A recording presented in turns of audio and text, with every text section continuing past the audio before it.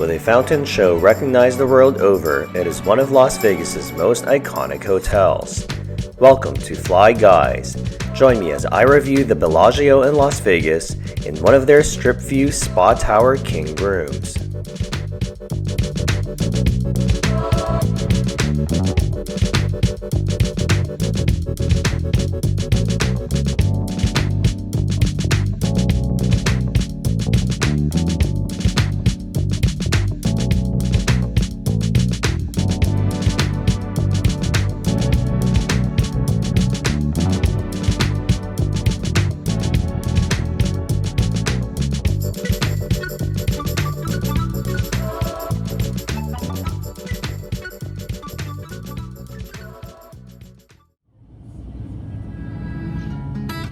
I visited Las Vegas because my sister, who is a huge BTS fan or part of the ARMY as the fandom is known, was flying in from the Philippines specifically to attend one of the Korean boy band's 4 sold-out concerts in the city. She was also treating me and our other sister who lives in Vegas to the show, and I couldn't say no to that.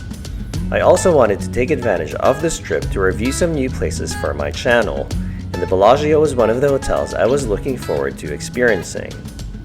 As part of this trip, I also recently posted reviews of American Airlines' first-class seats on the Airbus A321 and Boeing 737, the American Express Centurion Lounge and Chase Sapphire Lounge in Phoenix, the Chase Sapphire Lounge in Vegas, the Plaza Premium Lounge in DFW, the Fontainebleau Las Vegas, and the Waldorf Astoria Las Vegas. I'll include links to those videos in the description below for those who are interested.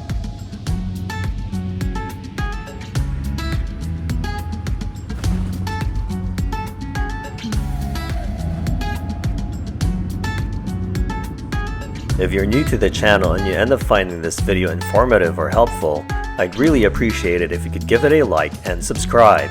It really helps support the channel.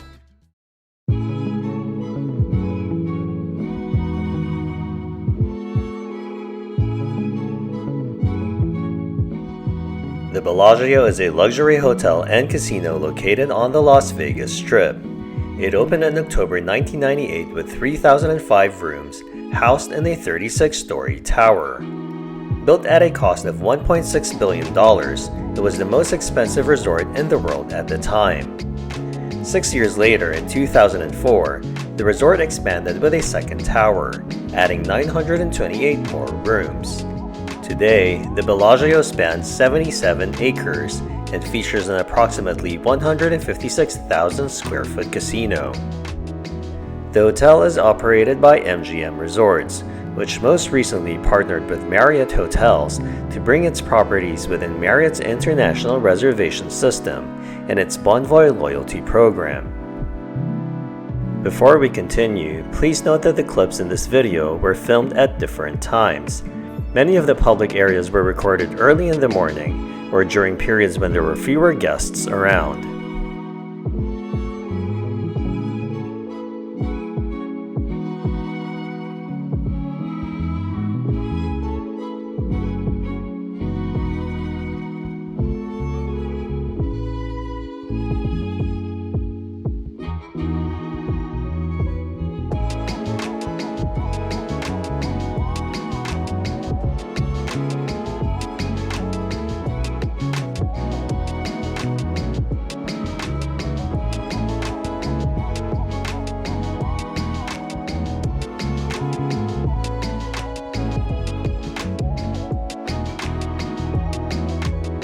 I checked into the hotel at around 1 p.m. to see if I could get a room and move over right after checking out of the Waldorf Astoria, where I had been staying. Considering it was the day before the final 2 nights of BTS's concerts, the check-in line wasn't bad at all.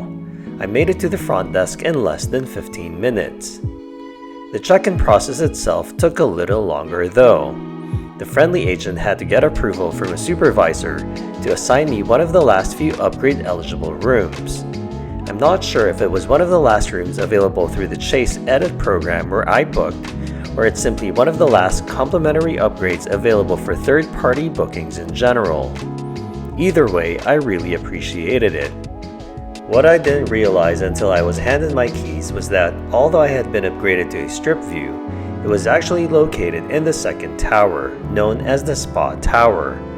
My original booking had been for a standard room in the main building, and while I had really hoped to stay there, I decided to accept the quote-unquote upgrade and make my way to the room. I also wanted to mention that the check-in agent proactively offered me a 1 p.m. late checkout, which was later than the standard checkout time. I gladly accepted and appreciated the gesture. We'll take a look at the hotel's common areas in a bit, but first, let's head over to the Spa Tower. Getting there requires a bit of a walk from the main lobby. I didn't time it exactly, but it can probably take up to around 5 minutes.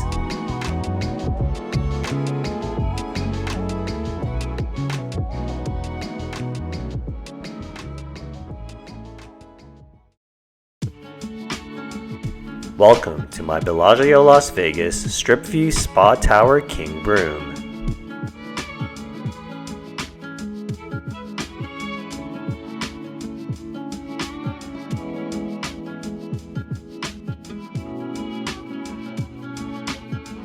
The room is quite spacious at 510 square feet. It offers a slightly setback view of the strip along with a partial view of the fountains, which is actually pretty nice.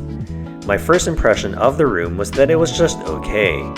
It felt a bit dark, drab, and boxy, even with a lighter color palette from the recent renovations. On the plus side, most of the room appeared to have been updated and was in good condition. The room is anchored by a king-size bed with a bench at the foot. The mattress and pillows were comfortable enough, but the fitted sheet wasn't exactly spotless. It had a few black marks that looked like dryer burns. Thankfully, they weren't bedbug stains. The controls for the automatic curtains are conveniently located beside the bed, but I thought it was odd that there were no master light switches within easy reach. Fortunately, they didn't forget about the power outlets, which were thoughtfully integrated into the side tables. I should also mention that one of the bedside tables was actually dirty. There was a liquid stain running down one side that hadn't been cleaned at all. By the window is the AC unit, a cozy armchair with a footstool, and a small drink table. There's also a larger multi-purpose cafe table that can double as a workstation, along with a couple of chairs. Speaking of the AC, the temperature in the room never got very cold, even with the thermostat set to 65 degrees.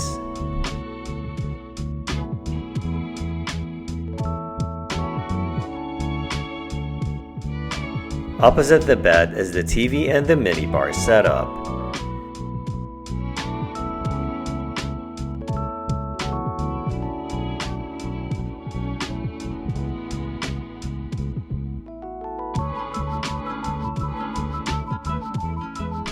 The room comes with a 55-inch TV. The interface was straightforward and easy to navigate, although it was a little slow to respond.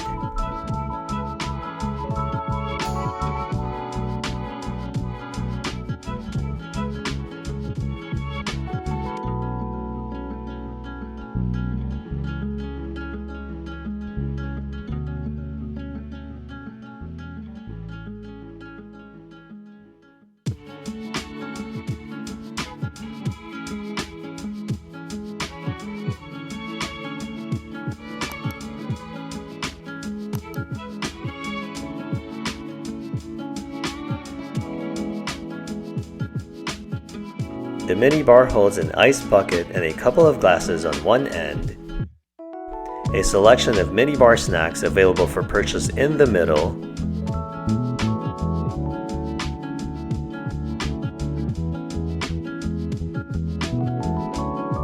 Some hotel literature. And the minibar refrigerator on the other end, stocked with a good variety of drinks available for purchase. Although it was a bit small, I liked how there was a dedicated space in the fridge for guests to store their own items. The closet is located next to the bathroom and includes an in-room safe, a luggage rack, an iron and ironing board, bathrobes, and 2 pairs of in-room slippers. The bathroom is also a pretty good size, with a deep soaking tub on one side, dual sinks in the middle, and the toilet and shower on the other side. The bathroom features bright mirrors with built-in lighting. On the center counter, you'll find some hotel-branded toiletries, while a hairdryer and one extra towel are stored underneath.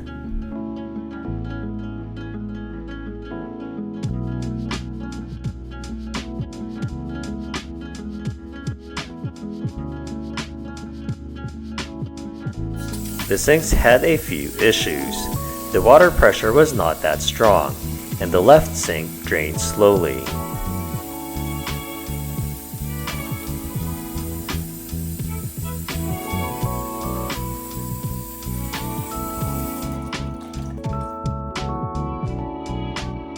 While the right sink drained properly, one of its faucet handles was barely movable, possibly due to calcium buildup.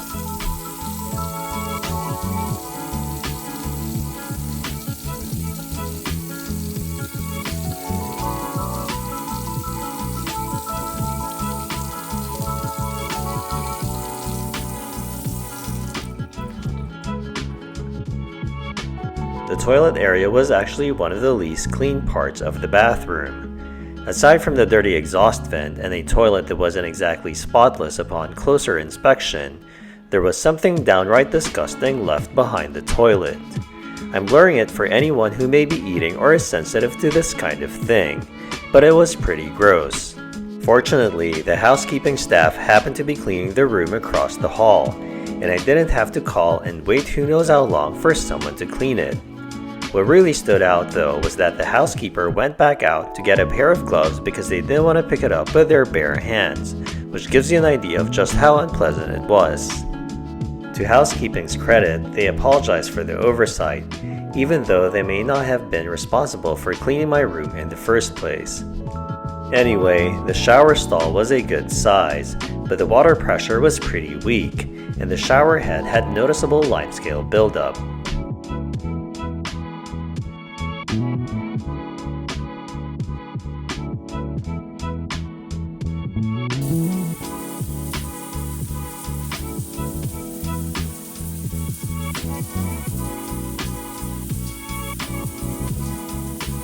The hotel-branded toiletries were nothing special, but they were perfectly fine to use during my stay.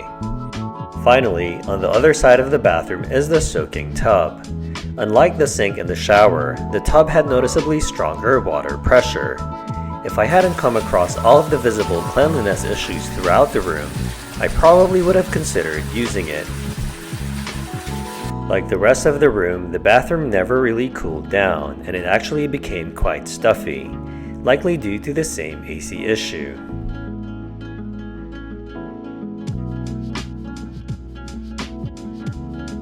Overall, I'd give this room experience a 5 out of 10. If I set the cleanliness issues aside, I'd bump that up to a 7 out of 10. The cleanliness problems were significant enough that I would have seriously considered requesting either a room change or a thorough re-clean. Between the stains on the bedside table, the less than spotless fitted sheet, the unpleasant surprise behind the toilet, the dirty exhaust vent, the toilet seat that wasn't completely clean, and the AC that never really cooled the room, there were simply too many issues to overlook.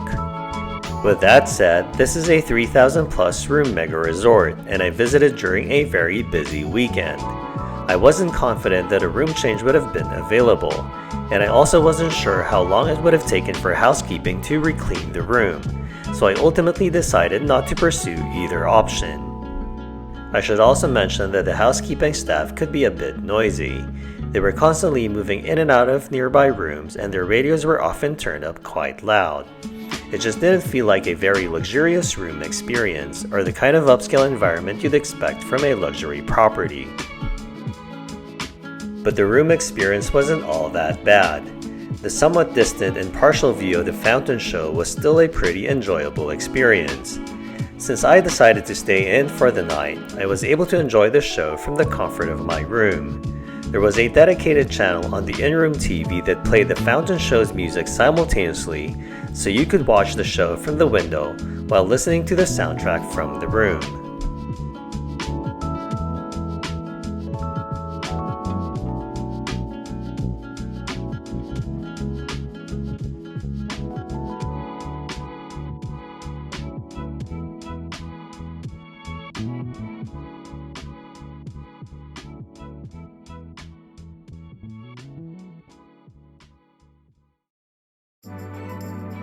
I woke up early the next morning to explore the property and capture some footage before most people were awake.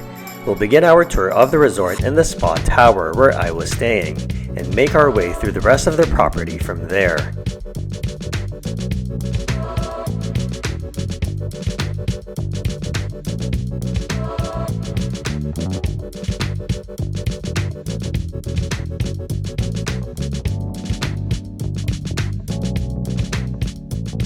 As you make your way toward the lobby, you'll pass several dining and retail outlets, including the Bellagio Patisserie, where I used my breakfast credit on my first morning at the resort. The patisserie opens at 6 a.m. and serves breakfast items such as omelets, breakfast sandwiches, crepes, pastries, desserts, and other items. One thing to keep in mind is that the line here gets really long. I joined the line at 10:20 a.m. and didn't leave with my order until about 30 minutes later. I ended up getting an overpriced sausage, egg, and cheese sandwich that was only slightly better than the one from Starbucks, along with a few pastries to use up the rest of my breakfast credit.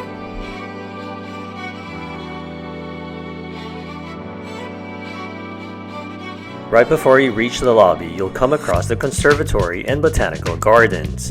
Bellagio's 14,000 square foot atrium featuring seasonal displays made with thousands of living plants and flowers. During my visit, the display was called Springtime Symphony, inspired by the current season.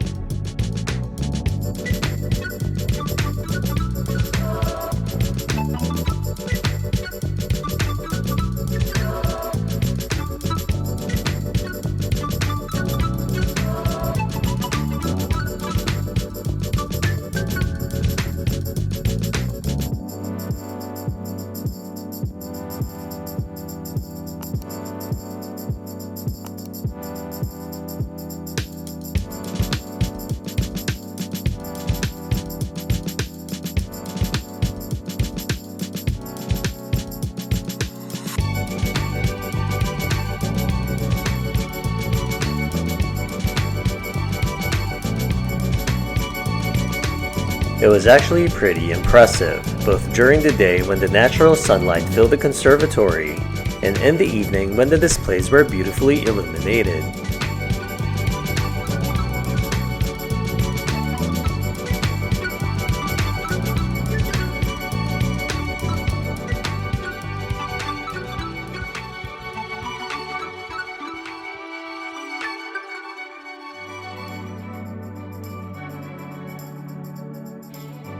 The lobby isn't too shabby either. As soon as you step inside the hotel, it's impossible to miss the famous Fiori di Como ceiling, a stunning installation featuring more than 2,000 hand-blown glass flowers designed by renowned American artist Dale Chihuly. The installation is reportedly worth around $10 million and spans roughly 2,100 square feet of the ceiling, and it weighs more than 40,000 pounds, including the glass and its steel support structure. After making your way about halfway through the casino, you'll reach the main tower and the promenade shops. During my visit, and at the time this video was published, the resort's fitness center was under renovation. A temporary gym had been set up in the swing, directly across from the Ferrari store, and it is open from 5 a.m. to 7 p.m. I wasn't able to film the temporary gym because it was quite small and consistently crowded throughout the morning. The new fitness center is scheduled to open in the fall of 2026. If you walk past the gym, you'll reach the Bellagio Gallery of Fine Art on your right and the main entrance to the pool on your left. But we'll take a closer look at the massive pool area in a bit.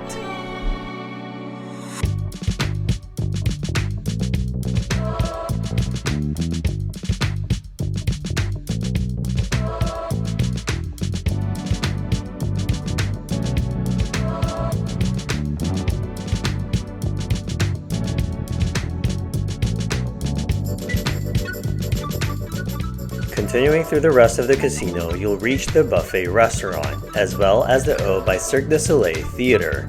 I actually ate brunch at the buffet that day, but we'll come back to it a little later in the video.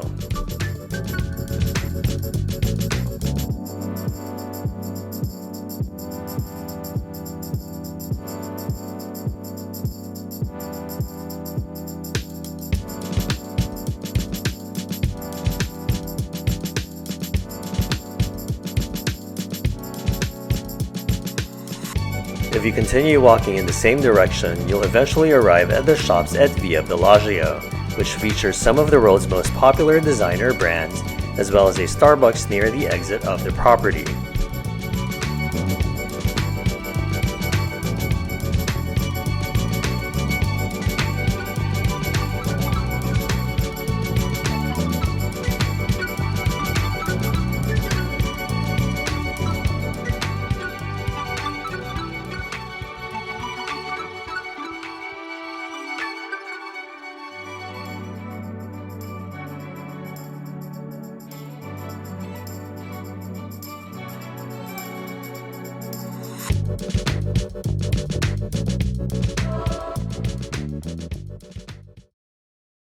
Back at the pool area, people had already started lining up at the main tower entrance even before the 8 a.m. opening. I'm not sure if a line also formed at the spa tower entrance, but if you're staying there, you can access the pool from that side as well. I simply walked straight from the elevator to the pool a little after 8 a.m. with no wait.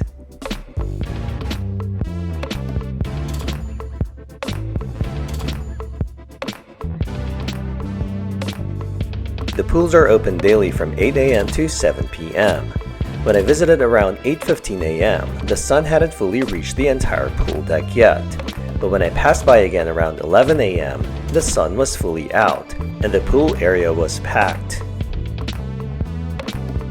The pool area is massive, with 2 large pools and several smaller ones including the Cypress Pool, a reservation-only pool for guests 18 and older. The perimeter is lined with cabanas, daybeds, and other reserved seating spread throughout the entire area.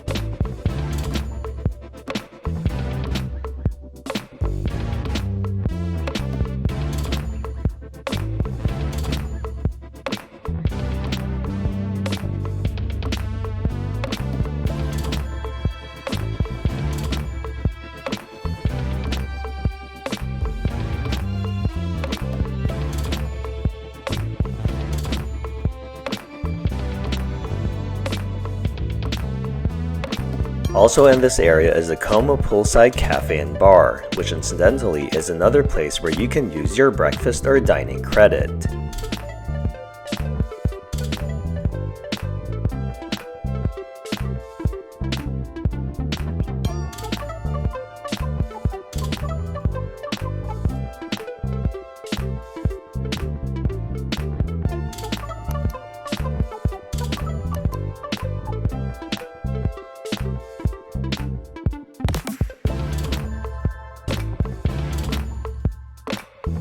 Of course, this wouldn't be a classic Vegas mega resort without a buffet.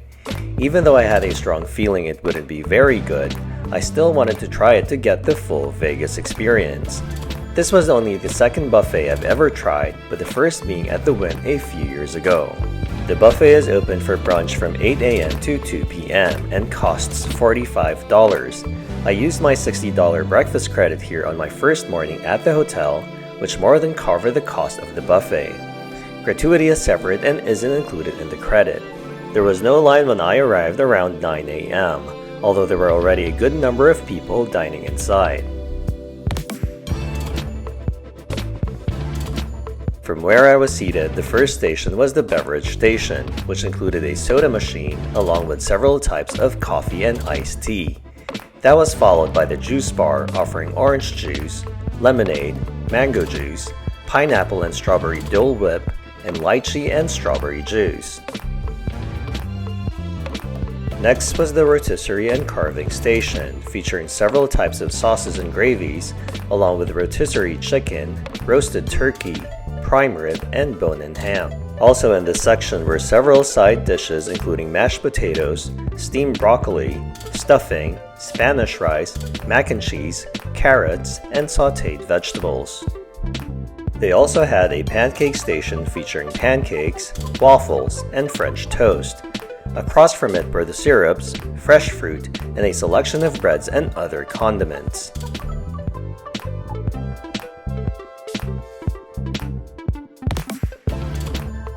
The pizza station featured vegetarian, cheese, and pepperoni pizzas, along with a misplaced pastry. Next was the deli section, with a selection of cold cuts and a variety of cheese.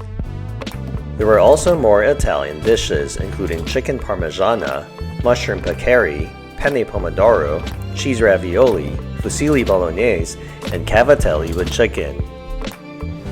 There's also an Asian food section featuring fried rice, vegetable lo mein, Mongolian beef, chili wings, pork and shrimp shumai, white rice, pork lumpia, and stir-fried vegetables.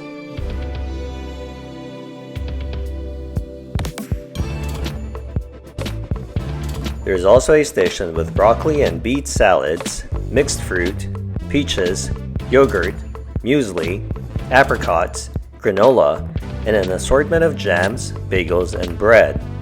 It also looked like there was a sushi station, although it wasn't available during my visit.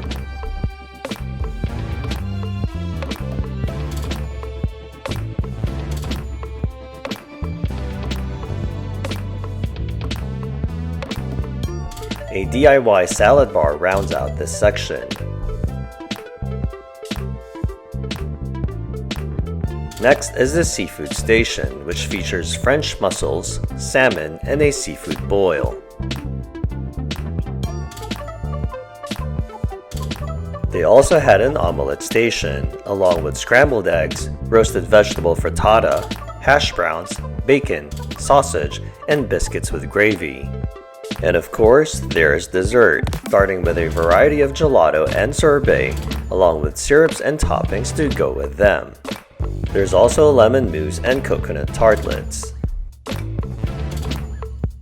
tiramisu and red velvet cake, chocolate cake and blueberry cheesecake, regular cheesecake, strawberry cream puff, a couple of cake pops, vegan chocolate, and peanut butter crunch.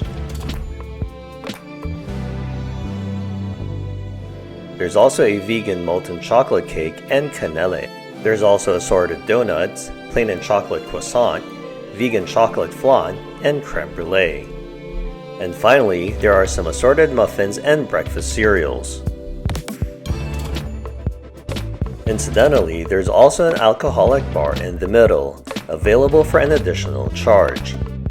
Overall, the buffet was just okay and nothing special. If anything, I feel like it cheapens the brand and it definitely could have been better. Most of the hot dishes weren't actually hot, they were closer to room temperature. The flavors and overall quality were fairly generic. After a while, everything started to taste the same. It's a good thing I didn't have to pay for this separately and that it was covered by the breakfast credit that came with my stay. The Bellagio is literally located in the middle of the strip, so most places are pretty much within walking distance from here.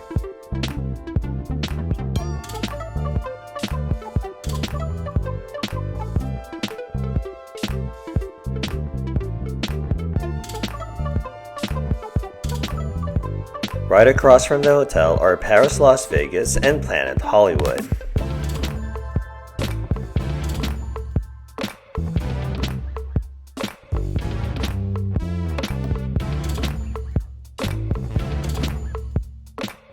If you walk south, you'll reach the Cosmopolitan, followed by the City Center complex right after that.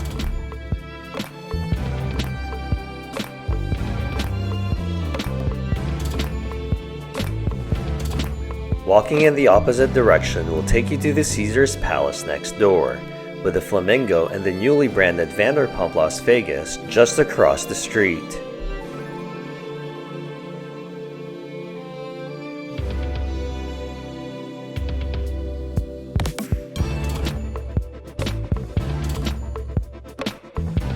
Incidentally, you can easily cross over to the Caesars Palace from the Bellagio by using the pedestrian bridge that connects the two properties.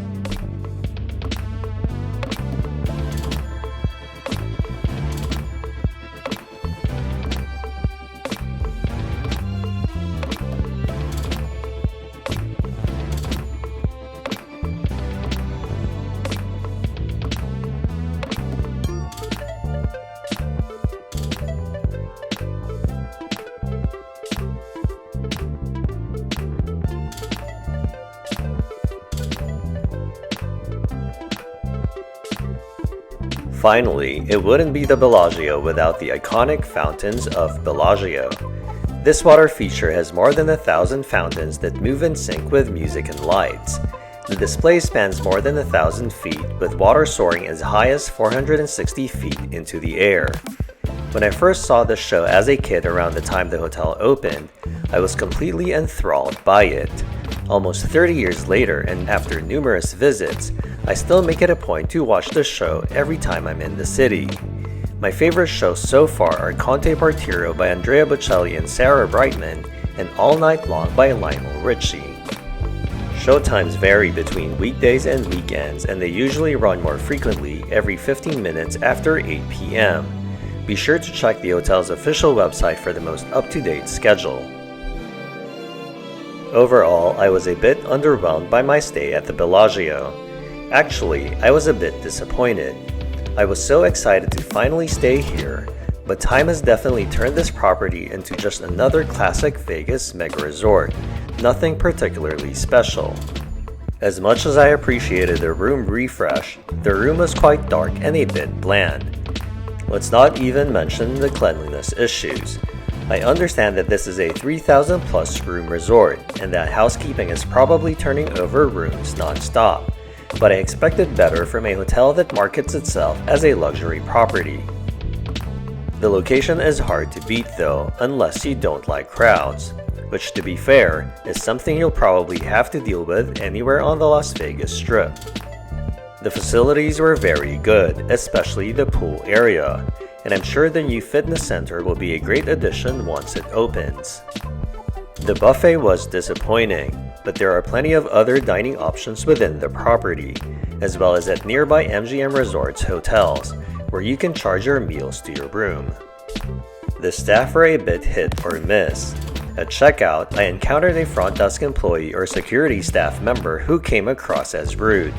Several guests, myself included, had been directed by another employee to line up in a particular area to check out, only to be told by the rude staff member that we shouldn't have been there.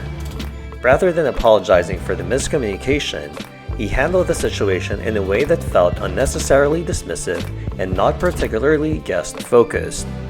Aside from that experience though, nearly everyone else I interacted with was professional, courteous, and helpful. Although the rate during my stay was below what I understand is the hotel's typical average of around $300 per night, it still wasn't cheap. For a similar price, I could have booked other options like the Venetian, the Palazzo, or the Fontainebleau. Would I stay here again? Probably not. There are simply too many other options in Las Vegas that I think offer better value for the money. Thank you for watching and safe travels. Please make sure to like and subscribe.